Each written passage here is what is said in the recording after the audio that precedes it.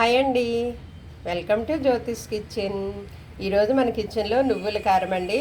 ఈ నువ్వుల కారం వేడివేడి అన్నంలో కలుపుకొని కొంచెం నెయ్యి తగిలించుకుని తింటే అబ్బా ఆ టేస్టే అదిరిపోతుందండి. అలాగే ఇది టిఫిన్స్లో కూడా చాలా బాగుంటుంది, నిలవ కూడా ఉంటుంది.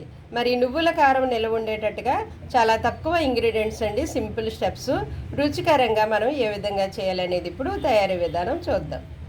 నువ్వుల కారంకి కావలసిన పదార్థాలు: నువ్వులైతే 1 కప్పుడు తీసుకున్నానండి నేను ఫుల్గా. ఇది పెద్ద కప్పు అనమాట. అందులో పావు వంతు ఇది పుట్నాల పప్పు, వేపిడి శనగపప్పు అంటారు కదా, ఈ నువ్వుల్లో పావు వంతు అనమాట ఇది. అలాగే వెల్లుల్లి, ఇది చిన్న కప్పు, దీని మీద ఇంకా చిన్న కప్పు ఇది వెల్లుల్లి.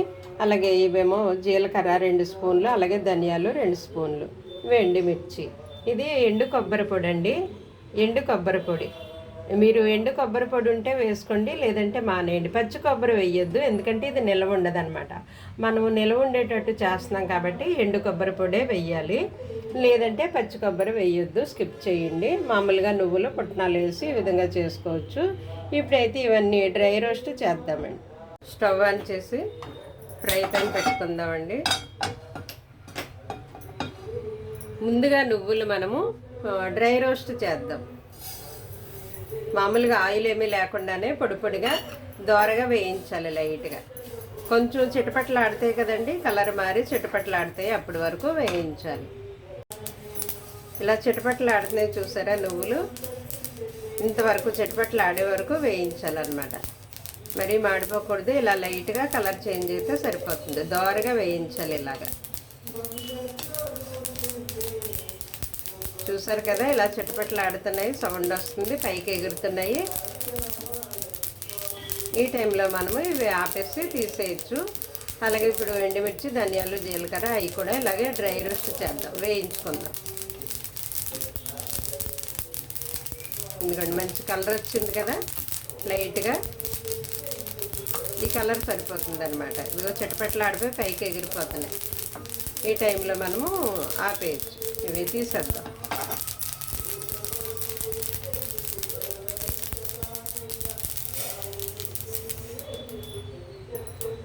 అవి తీసేసి ఇప్పుడు మనము డైరెక్ట్గా ఇవన్నీ వేసేసుకోవచ్చు. జీలకర్ర, అలాగే ధనియాలు, అలాగే వెల్లుల్లి, అలాగే పుట్నాల పప్పు, వేపిడి శనగపప్పు, ఇంకా ఎండుమిర్చి,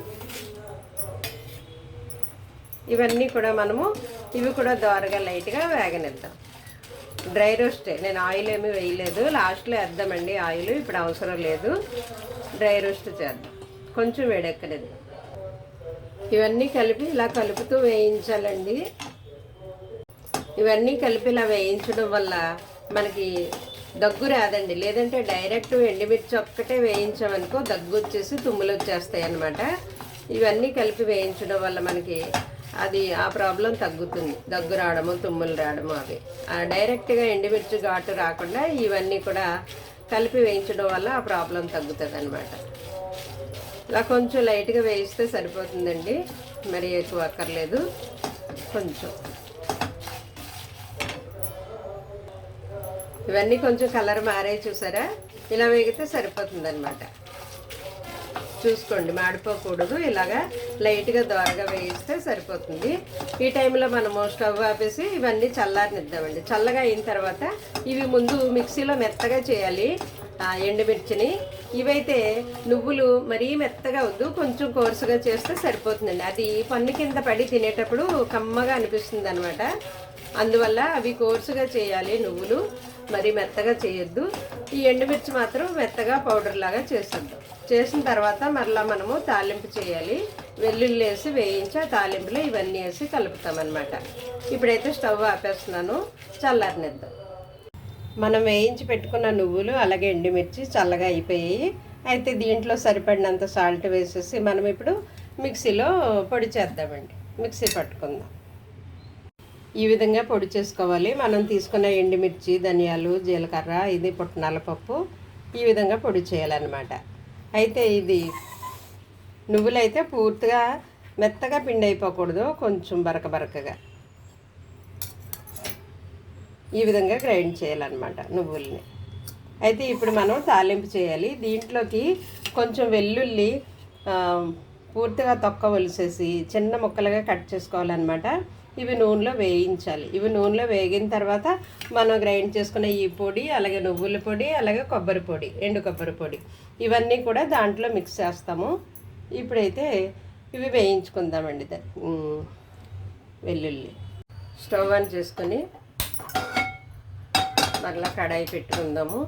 దీంట్లో కొంచెం ఆయిల్ వేసుకుందామండి.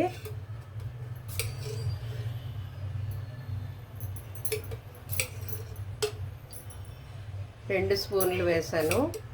3 ఇది వేరుశనగ నూనె కానీ నువ్వుల నూనె కానీ వేసుకుంటే భలే కమ్మటి స్మెల్ వస్తుంది అనమాట, కమ్మగా. నూనె హీట్ అయిన తర్వాత మనము ఆయిల్ హీట్ అయ్యాక వెల్లుల్లి ముక్కలు వేసి వేయిందామండి. కొంచెం వేడెక్కనిద్దాం నూనె. ఆయిల్ హీట్ అయినట్టుంది, వెల్లుల్లి వేసేద్దాం. ఇవి కొంచెం బాగా దోరగా వేగాలన్నమాట.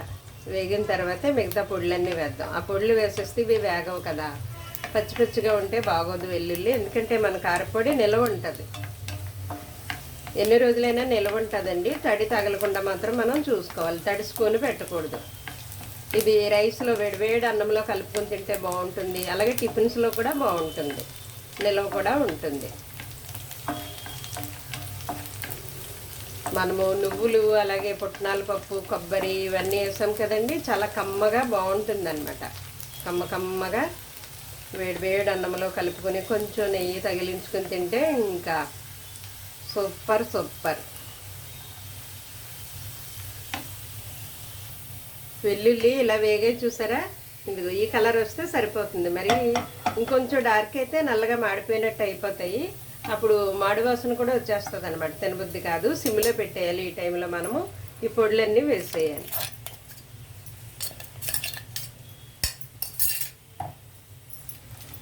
మంచి స్మెల్ వస్తుందండి, మంచి వాసన వస్తుంది, గుమగుమలాడిపోతుంది. అంటే వెల్లుల్లి నూనెలో వేగితే బాగుంటుంది కదా, ఆ ఫ్లేవర్ బాగుంటుంది.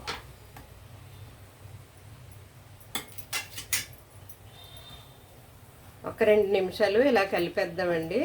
ఇది చక్కగా ఇలా కలిపేయండి. ఈ టైంలో అంతా కలిపిన తర్వాత మీరు సాల్ట్ చూసుకోండి, ఉప్పు సరిపోకపోతే వేసుకోవచ్చు. ఒకవేళ కారం మీరు అనుకున్నంత ఘాటు లేకపోతే కూడా కారం వేసుకోవచ్చు. ఈ టైంలో మామూలుగా మనం కూరలోకి ఆడించుకుంటాం కదండి మసాలా కారము, అదైనా కలుపుకోవచ్చు అనమాట. కొంచెం 2 నిమిషాలు ఇలాగ వేగనిస్తే ఇవన్నీ కలిసిపోయి బాగుంటుంది. ఒకసారి ఇలా కలిపేసిన తర్వాత వేగనిద్దాం. మనం ఆ పొడులన్నీ కలిపి వేగించిన తర్వాత 2 నిమిషాలకి ఇలాగా కలర్ చేంజ్ అయిందనమాట. ఎందుకంటే అవన్నీ కలిసాయి కదా, కారము ఇవన్నీ దీంట్లోనూ. ఇంక ఈ టైంలో మనము ఆపేయచ్చండి. 2 నిమిషాలు చక్కగా వేగించాను. ఆ వెల్లుల్లి వేగాయి ఫస్ట్, తర్వాత ఈ పొడులన్నీ వేసి కలిపేసాము. కలిపిన తర్వాత నాకైతే సరిపోయింది, ఉప్పు కారం అంతా కరెక్ట్గా సరిపోయింది. ఒకవేళ సరిపోలేదు అని మీకు అనిపిస్తే మీరు టేస్ట్ చూసుకుని అడ్జస్ట్ చేసుకోండి. ఉప్పు కారం కూడా కలపవచ్చు. ఇందాకే మనం తాలింపులో వేసిన వెంటనే చూసుకొని ఇలాగ 2 నిమిషాలు కలిపేసిన తర్వాత 2 నిమిషాలు ఇలా వేగనిస్తే సరిపోతుంది అనమాట.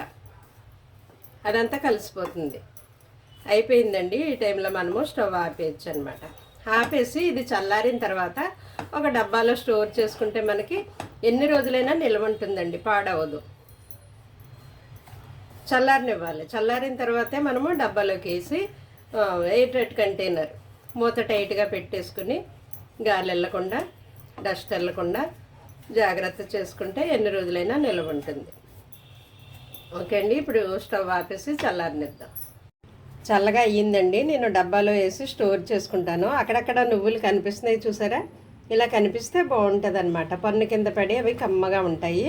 చాలా మంచిదండి ఇది ఆరోగ్యానికి. నువ్వుల గురించి మనకు అందరికీ తెలిసిందే కదా, మంచి కొవ్వులు ఉంటాయి, అలాగే కాల్షియం ఉంటుంది, ఫైబర్ ఉంటుంది, మరి ఎముకలకి బలము, అలాగే ఆడవారికి నడుము బలము, అందరికీ కూడా ఆరోగ్యానికి మంచిది కదండి. ఇది నిల్వ కూడా ఉంటుంది. మనం ఇందాక అనుకున్నట్టు వేడివేడి అన్నంలో వేసుకుని కొంచెం నెయ్యి కలుపుకొని తింటే భలే టేస్ట్ అద్దరిపోతుంది అనమాట. అలాగే టిఫిన్స్లో కూడా మనము తినొచ్చండి. చాలా కమ్మగా ఉంటుంది అనమాట. కమ్మటి చాలా చక్కటి రుచికరమైన మరి నువ్వుల కారం మీరు కూడా ట్రై చేయండి. ఓకే అండి, థ్యాంక్ యూ ఫర్ వాచింగ్.